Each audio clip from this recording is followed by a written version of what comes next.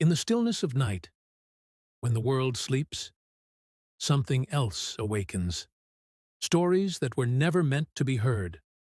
Whispers that crawl under your skin. Welcome to ShadowWhisper, where every fear has a voice. The loudest code blue I've ever heard in my life wasn't for a real patient. It went off in a room that wasn't even on our unit map anymore. And the worst part?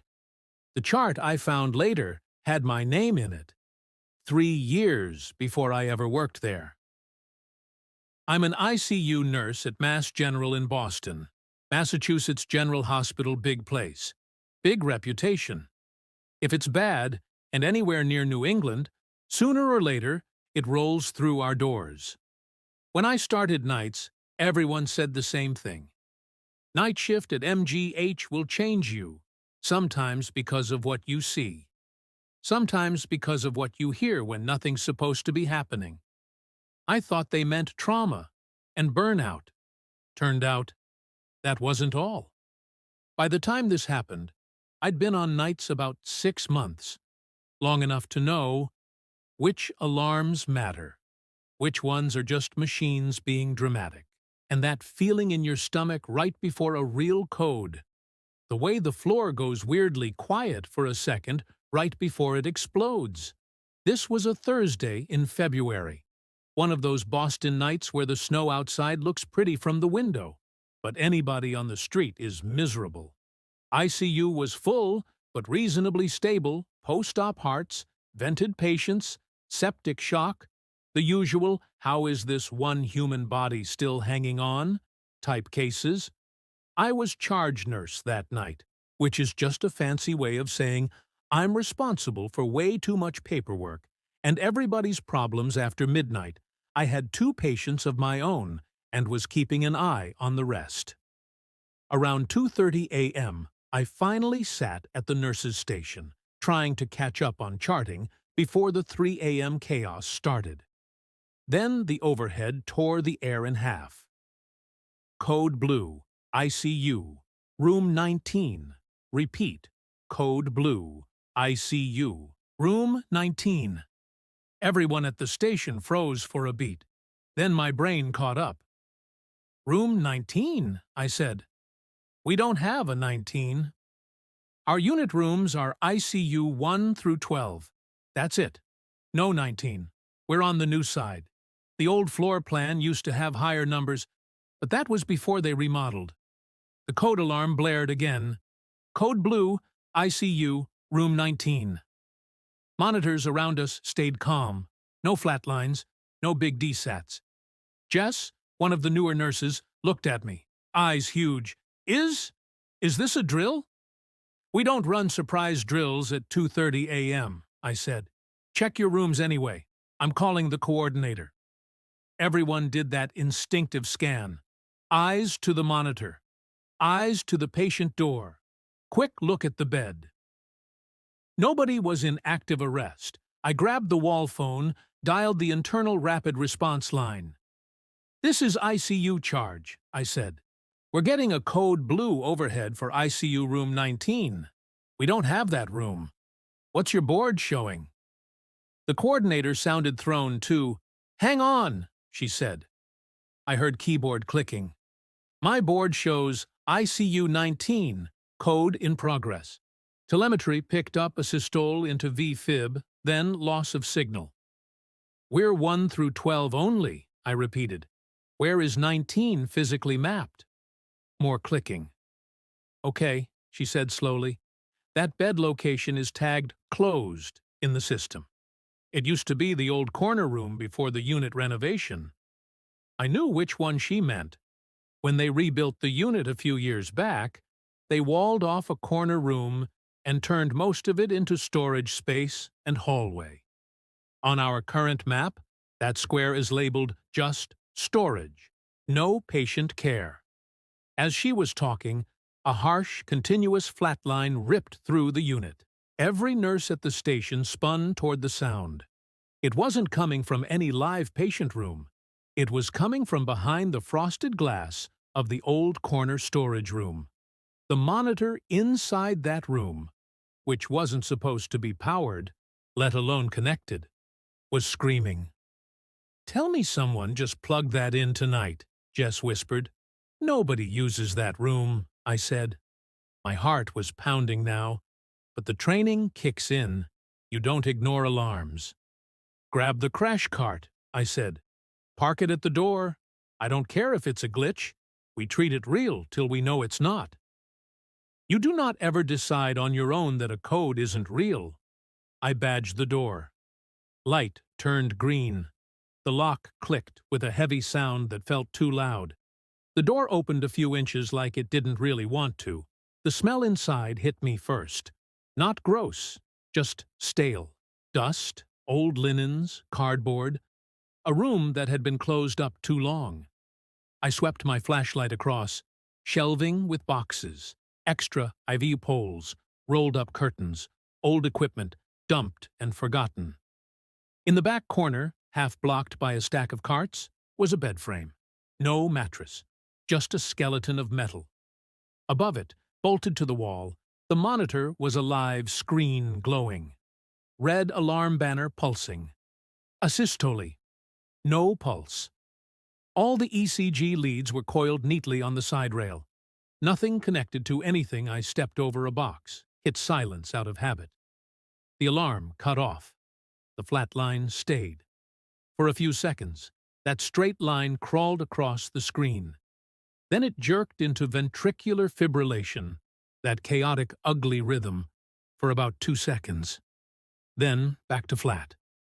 Jess whispered behind me. No, that's not funny." "I'm calling Biomed," I said. "Nobody touches this thing till they look at it." While we waited, I noticed something on the wall by the door. The old room number plaque, mostly covered by tape, and a printed sign that said, "Storage only." I peeled the edge of the tape just enough to see it, ICU 19. Someone had scratched a date into the metal with a pen tip or something. It was faint, but my light caught it just right. February 17th, 2019. Tonight's date, February 17th, 2022. Exactly 3 years apart. The hairs on my arms stood up under my scrub jacket. The biomed tech showed up 5 minutes later, rolling his little cart, clearly expecting something dumb like a power surge. "Which beast is yelling?" he asked. I pointed at the corner. He squeezed around the shelving, looked at the monitor, frowned. "This unit's not even mapped as active," he muttered. "It shouldn't be sending anything." He checked the leads. "All cables are disconnected," he said. "There's literally no patient hookup." He started scrolling through the monitor logs. His forehead creased. "What?" I asked. "It's logging a patient," he said. "Old ID. Says ICU 19, active as of..." He checked the time. "As of 10 minutes ago." "That's not possible," Jess said from the doorway. "Run it back 3 years," I said, before I could talk myself out of it. "Same date." He shot me a weird look, but did it. The archived strip came up. Header read, "Patient, H. Carter location, ICU 19. Date, February 17th, 2019. Time, 2:31. The strip that loaded underneath was a code in progress. V-fib alarms stacking, then flat line at the bottom, in small text. Code blue initiated. Delay 2:12. 2 minutes is a long time, I said quietly. Biomed shrugged uncomfortably. Back then, the system logged from first rhythm change to when someone charted code start. If it was crazy that night, it doesn't always mean someone messed up, just means the computer saw a gap. But I've been in enough codes to know 2 minutes in V-fib feels like a cliff you'll never climb back up. Later, when things calmed and the monitor had finally been unplugged and taken away, I cornered Maria, one of the older nurses who'd been at Mass General forever. "Did you ever work when 19 was still a real room?" I asked. She looked past me toward the corner and then back, like she really didn't want to have this conversation. "Yeah," she said, "before the remodel. Why?" "Do you remember a patient named Carter?" I asked. "3 years ago, February 17th. Her eyes tightened. "We had a couple of Carters," she said slowly. "But yeah, middle-aged guy, bad complications, rough winter. We were short that month. 19 was unlucky." "How rough?" I asked. She looked tired in that way only ICU nurses do. "We got to him late," she said. "Not crazy late, but not as fast as we wanted. Everyone was tied up in another code. We ran the full show, compressions, shocks, meds, but he didn't come back. It wasn't anyone's fault you could write up, just timing and too many sick bodies and not enough space." She shook herself. "Why are you digging this up?" I told her about the code overhead, the monitor, the date. She closed her eyes for a second, exhaled hard. "Turn that room into storage," they said, she muttered. "Like you can just stack boxes on top of what happened in there." On my break, I went into a side room where we keep old stuff, old bedside log boards, laminated assignment sheets we stopped using when the new system came in. Half as a joke, half because my brain wouldn't let it go, I pulled out the binder for February 2019 and flipped to the 17th. Assignments were written in blue marker. Names smudged here and there. I found 19. 19. Carter. Nurse. H. Taylor. Float. My name is Hannah Taylor. I didn't start working at Mass General until 2020. Rational brain. There could have been another H. Taylor. Someone who left. Someone whose first name also started with H. I told myself that on a loop. The problem was, a tiny part of me felt like I'd walked into a story that had my name on it before I ever got hired. Like the unit had a script that was waiting for me. I rolled the board back up, shoved it away, and went back to work. What else do you do? We never got another full-on code page for ICU 19 after that night. The room officially stayed storage. The monitor disappeared into some biomed graveyard. New residents came in who never even knew there used to be a bed there.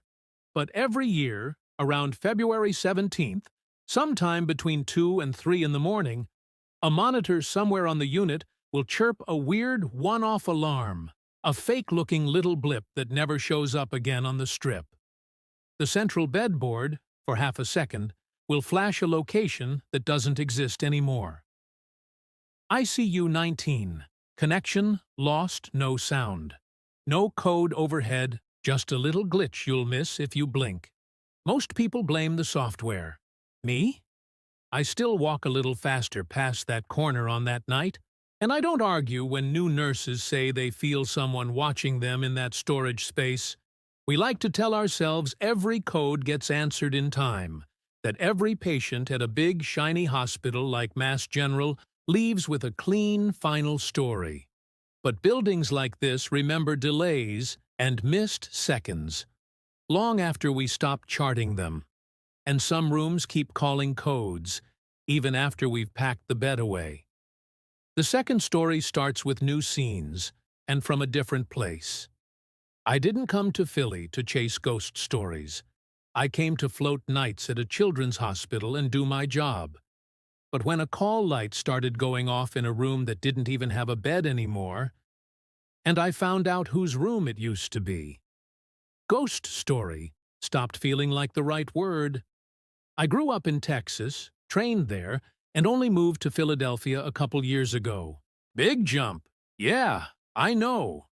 Different weather, different people, different attitude. What pulled me up here was the chance to work at CHOP, Children's Hospital of Philadelphia. If you work pediatrics, that name's like the big leagues. I got hired into the float pool. That means I don't belong to any one unit. Night to night, I go wherever I'm needed. General Peds, PICU Oncology, step down, good for experience. Bad for any kind of routine. The thing about nights at a children's hospital is the horror isn't jump scares.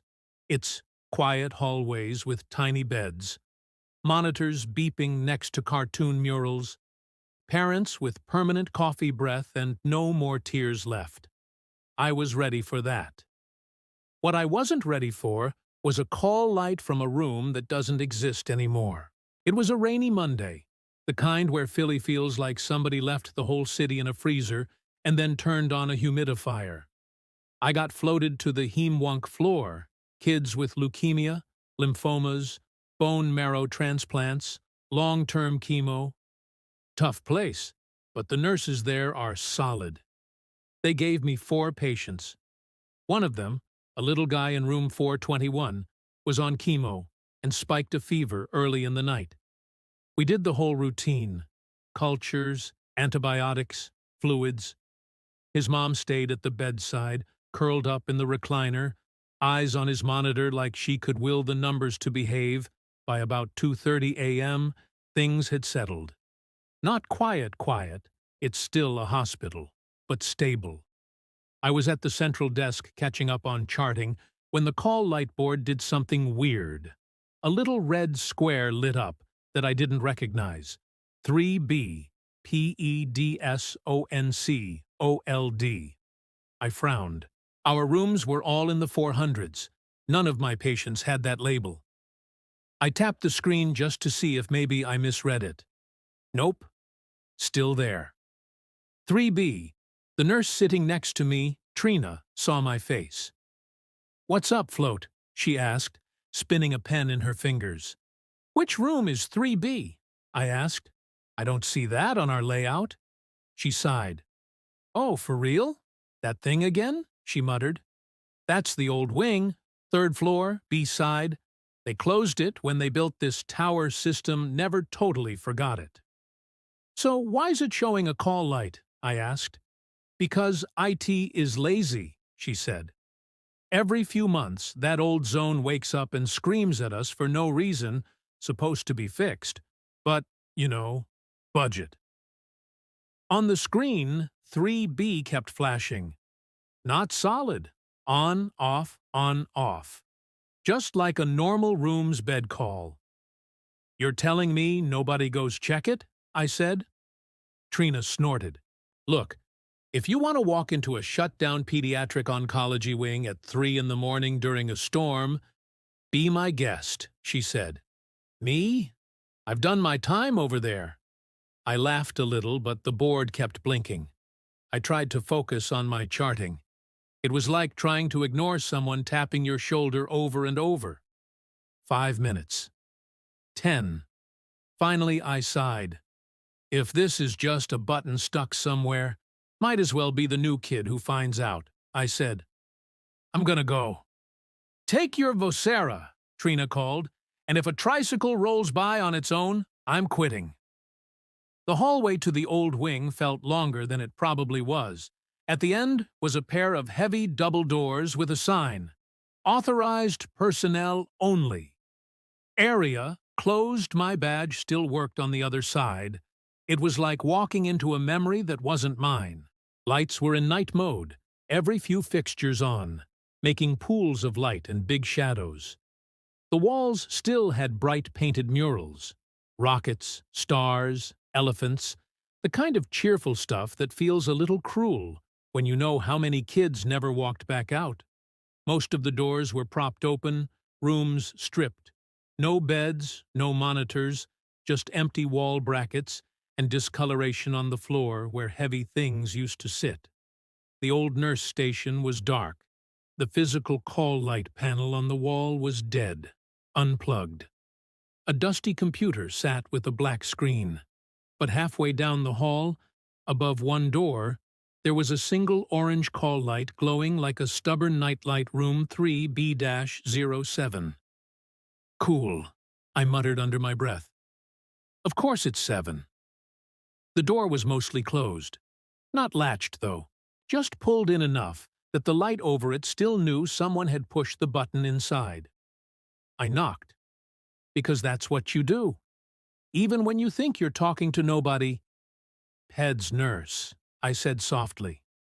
If there's anybody in here somehow, I'm just checking your call light, okay? No answer. No movement. I pushed the door open. The room was empty. No bed. No chair.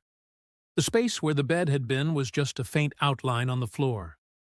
The wall had the usual gas ports, suction outlets, a faded sticker for where the head of the bed was supposed to line up.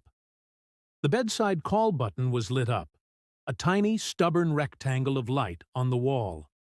I walked over and pressed cancel. The light over the door in the hall clicked off. Okay, I said quietly, more to myself than anything. We're gonna call that old wiring. Nothing weird. As I turned to go, something brushed lightly against my shin. I looked down. A length of IV tubing lay on the floor, trailing from the wall panel like someone had just dropped it.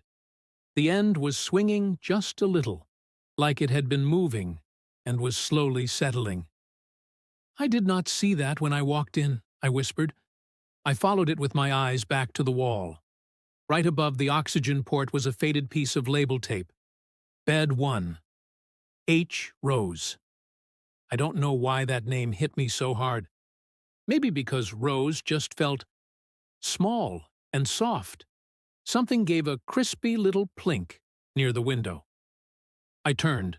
Hanging from the curtain rail was one of those cheap plastic music mobiles, little stars, and a moon, the kind you wind up and clamp to a crib. It was moving. Just a tiny sway. Not enough to say wind, especially when the vent in that room was off. My Vaquera crackled loudly in the quiet and almost made me jump out of my skin. Hey, Float, Trina's voice came through. Your 421 kid's temp is nudging up again. Might want to recheck in a bit. I cleared my throat. Yeah, I said. On my way back. Call lights off. You actually went in? She asked. Yeah, I said. Room's empty, but someone left a few things behind. Back at the station, while I was scanning meds for 421, I asked, casual as I could, Hey, Trina, you ever work on the old third floor heme once?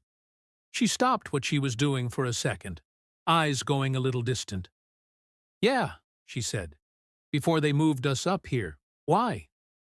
Did y'all have a patient named Rose? I asked.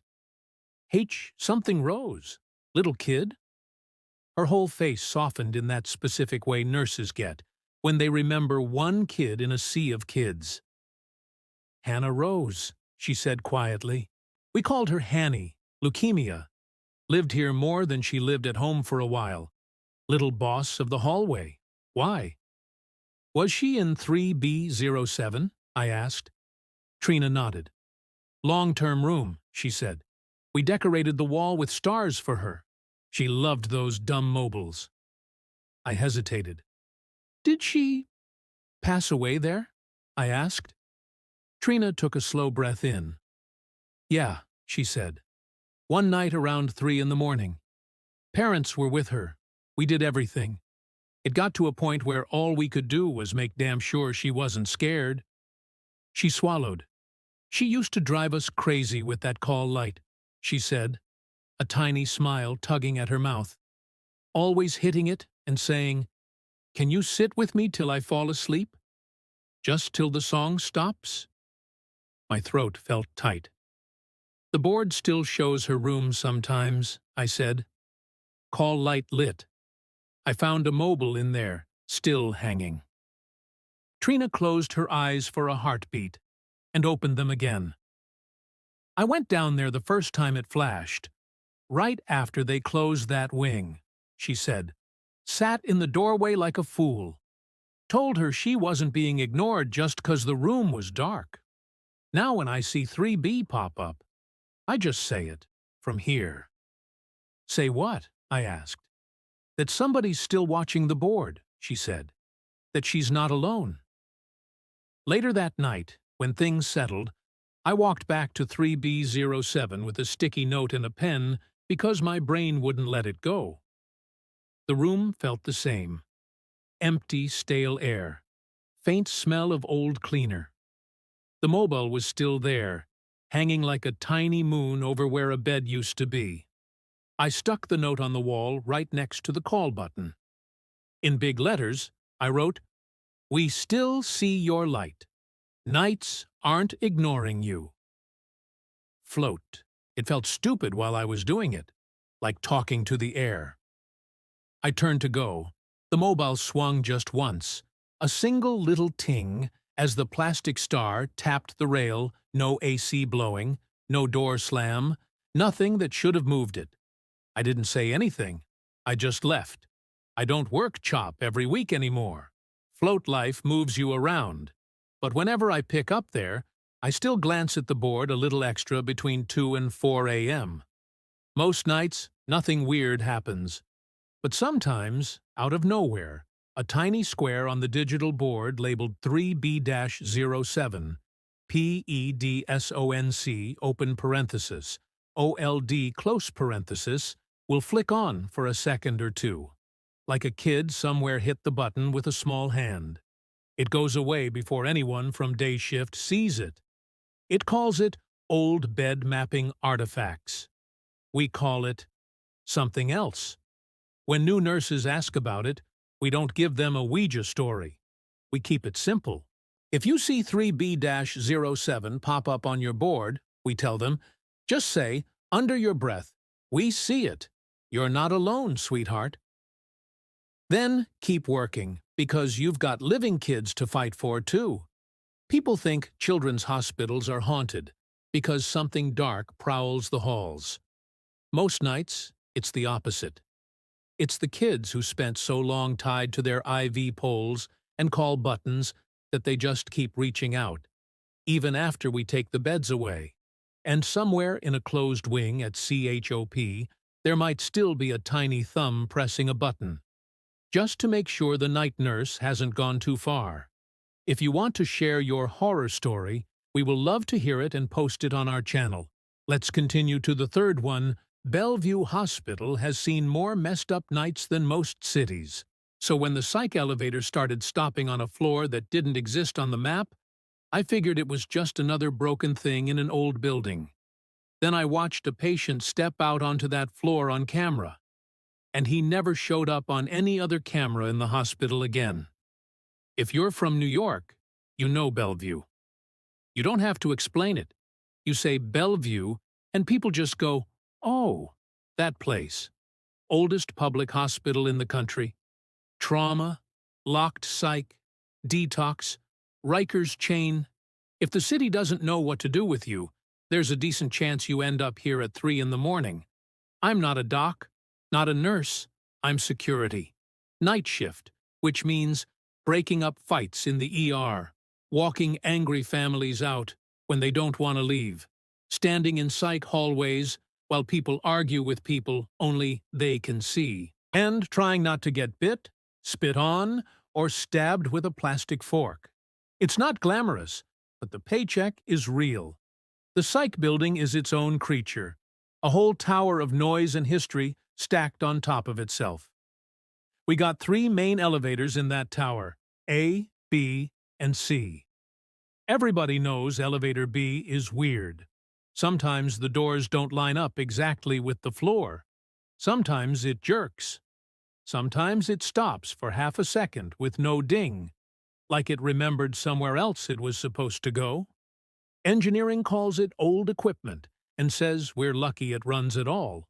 I used to chalk everything up to that. Old stuff being old. Then, Elevator B started visiting a floor we don't have.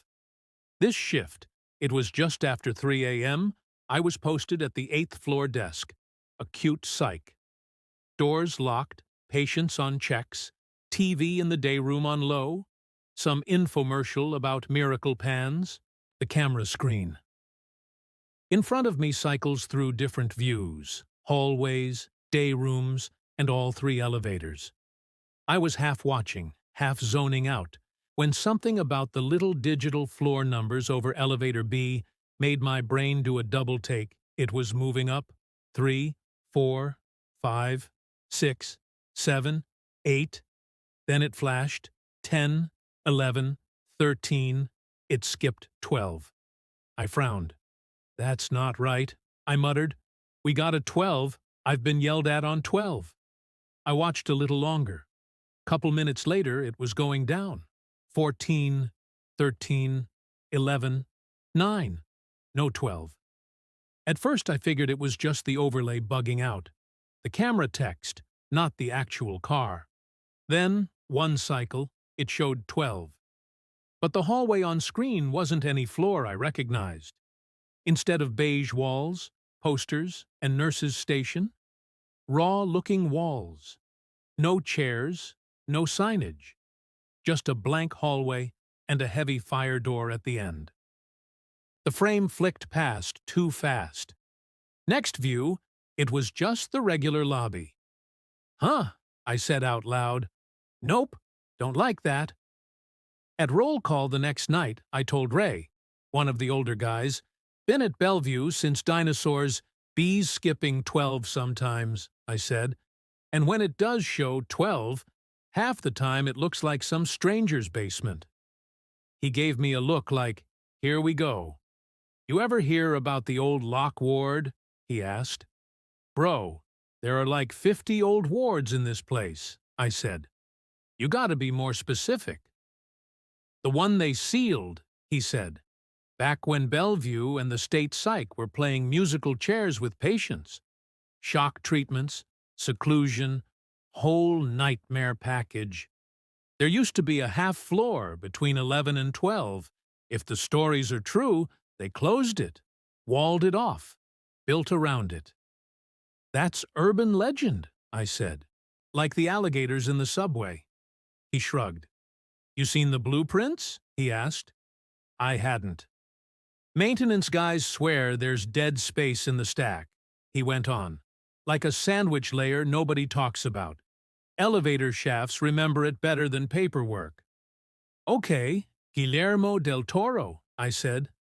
Next you're gonna tell me the boiler eats residents. He just smirked.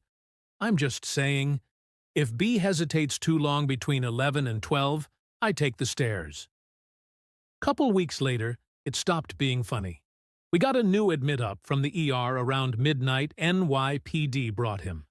Mid-30s, bipolar, spun up hard, talking fast, sweating, convinced his teeth had microphones in them. Acute, but not the worst I've seen. We put him in a room, he saw psych, got meds, came down a notch. By 3 a.m., he was walking slow laps up and down the hallway under a tech's eye standard. At some point, I saw him wander over to my desk and lean on it.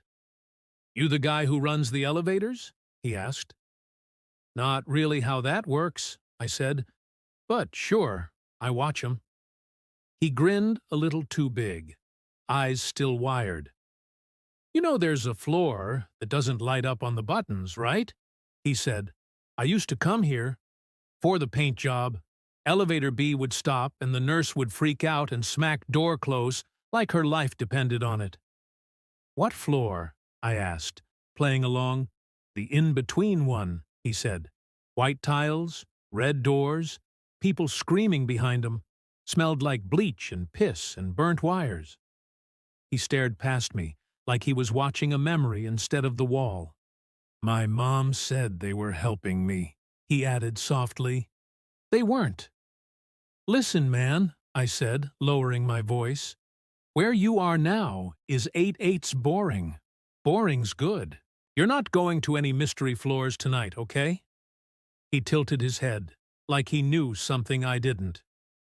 You think the building forgets? He said. Old places don't like being empty. Before I could answer, a patient farther down started yelling. Staff moved, and the moment broke. A few nights later, I was watching the monitors again. On Elevator B's camera, I saw somebody who shouldn't have been there alone. Same guy. Hospital gown, hair a mess, staring at the panel like he'd talked it into taking him somewhere patients aren't supposed to ride alone at night. Somebody had missed him getting on, or he'd slipped in while staff were distracted. I grabbed my radio. Unit 8 to all, I said. "Johnson's on elevator B solo. Somebody lose eyes on him?" The nurse answered, voice tight. "We thought he was in the bathroom. We're checking now." On the screen, the little floor number over his head changed. 3, 4, 5, 6, 7. He wasn't pressing anything. The elevator slowed. The display flashed. 12. The doors opened. The camera switched to the 12th floor hall view. Except it wasn't 12. No nurse's station. No chairs, no posters.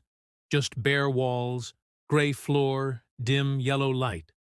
The kind of place you only see in black and white photos from the 60s. The guy looked out into the hall and smiled like he recognized it. He stepped forward. The doors closed behind him. The elevator went back down. The number over the door read L for lobby. I flipped the camera to the actual 12th floor we know. Rehab Psych. Their elevator lobby was empty. Their nurses were just sitting at their station with coffee. Nothing weird. "Floor 12? You see a patient up there?" I radioed. Slim dude, gown, dark hair. Just got off elevator B, according to my screen.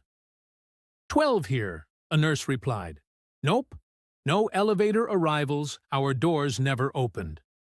We tore that building apart, searched the stairwells, checked every floor he could have gotten off on, combed the lobby, the loading dock, even the outside cameras. Nowhere he never showed on any other camera after stepping through those doors on that one feed. Officially, the incident report says, "Patient eloped from unit. Presumed exited hospital undetected." Unofficially, everyone who saw that tape knows he walked into a hallway we don't have. After that, nobody wanted to ride B alone, especially not night shift. Transport would wait an extra 5 minutes for A or C. Nurses would forget something and step off if B showed up empty at 3 in the morning. Engineering came, did a full workup. New control board, new cables, new software. They swore up and down there's no phantom floor. No extra stop. Nothing weird. The blueprints they showed us at the safety meeting were clean. Basement through 14, neat boxes. But I've heard maintenance guys after hours talking about dead space in the shaft and doors in sub-basements that open onto nothing but rough concrete. Maybe they exaggerate. Maybe they don't. One night, I wasn't supposed to touch B at all. We had all 3 elevators working, but a detox patient needed a quick escort, and A and C were down for inspection. So guess who got stuck with B? Me. I told myself I was being stupid about it. It's metal, wires, and a motor. I badged in, stepped in, hit 8 for my floor doors closed. Elevators started that familiar, slightly janky climb. 2, 3, 4. Between 6 and 7, it gave a tiny shudder. The panel flickered. For half a second, all the lights went off. Then on again. The number over the doors read 12. The car stopped. No chime. The doors slid open about 6 inches, and then hesitated. Through that narrow crack, I could see a slice of hallway. Floor a different color than ours. No baseboards like the current renovation. Just raw, old tile and a wall with no sign.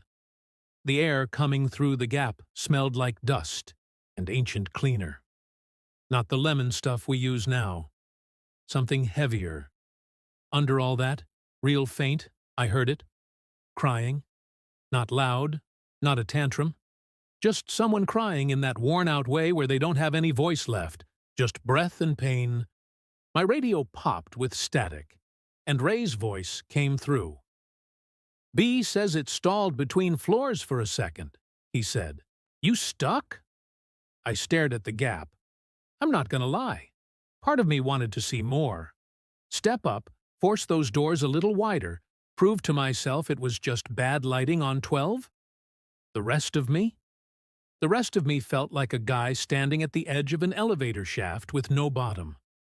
"I'm good," I said, thumb hovering over door close. Just slow. She's old, like you. Watch your mouth, he said, but I could hear the tension. I hit door close. For a second, nothing happened. Then the doors juddered, slid shut grudgingly, like whatever was out there didn't really want to let go. The number blinked back to 8. When the doors opened again, it was my regular hallway. Ugly paint, busted corner guards, nurse at the station sipping coffee like nothing in the world was wrong. You see, I told myself. You psyched yourself out. That's all. Felt good, until I emptied my pockets in the locker room after shift. Along with my keys and pen, something papery fell out. A wristband. Old-style paper, not plastic. Yellowed like it had been in somebody's chart for years. The ink was faded, but I could still make out. Name, J. Johnson Unit. Psych. Special status. Transferred, no hospital number, no date. Just that. I didn't bring that up in the next safety huddle. I burned it in the sink at home and told myself I was being dramatic. Didn't help much. Bellevue's psych tower is still open. Elevator B still runs every night. On the record, nothing is wrong. No missing floors. No phantom hallways. No half units between 11 and 12. But if you talk to people who've worked nights there long enough, nurses, techs, guards, transport, they'll tell you things that don't fit nicely in an incident report. Sometimes B hesitates between floors just long enough for you to hear something in the shaft that isn't the motor. Sometimes the display flashes 12 when no one's pressed it, and there's no stop scheduled. A couple of staff swear they've seen the hallway camera view flicker to bare walls for a split second, and then back to normal again. Most of us keep it simple.